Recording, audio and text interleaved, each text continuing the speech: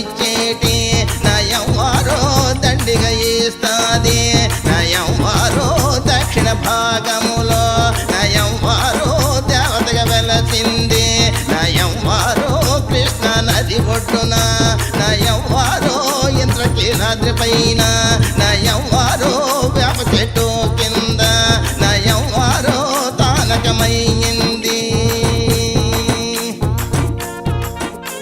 దక్షిణ భారతదేశములో బెజవాడలో వెలిసిన కనకదుర్గమ్మ వెలిసింది. శక్తి స్వరూపుని ముక్తిదాయని అమ్మా అంటే పలికేటి తల్లి దక్షిణ భారతదేశములో దేవతకు వెలిసింది. వినండి. వేప చెట్టు కింద నయం వారో తానకమయ్యింది నయం వారో చెట్టు బెండేమో నయం వారో నిలిచిపోయింది నయం వారో ఎండలో ఎండింది నయం వారో వానలో తడిచింది.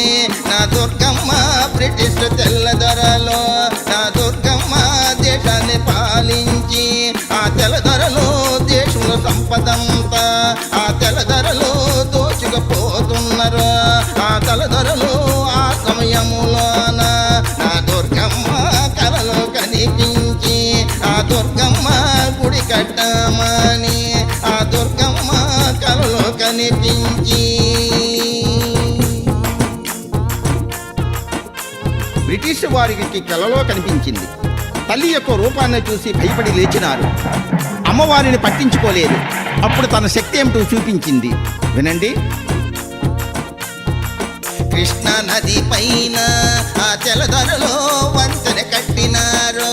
ఆ తెల్లదొరలో రైలు రోడ్డేసి ఆ తెల్లదొరలో గూడ్స్ బండేమో ఆ తెల్లదొరలో నడిపించిపోయినారు.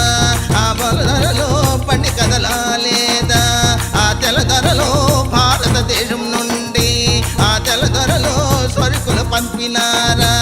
ఆ తెల్లదొరలో అన్ని బాగున్నవి. ఆ తెల్లదొరలో పండెందుకు కదలలేదు. ఆ తెల్లదొరలో కారం తెలియలేదు. ఆ తెల్లదొరలే ఇంజనీరులంతా ఆ తెల్లదొరలో తలలో పట్టుకున్నరా. నయం వారు మెరుపుల కనిపించి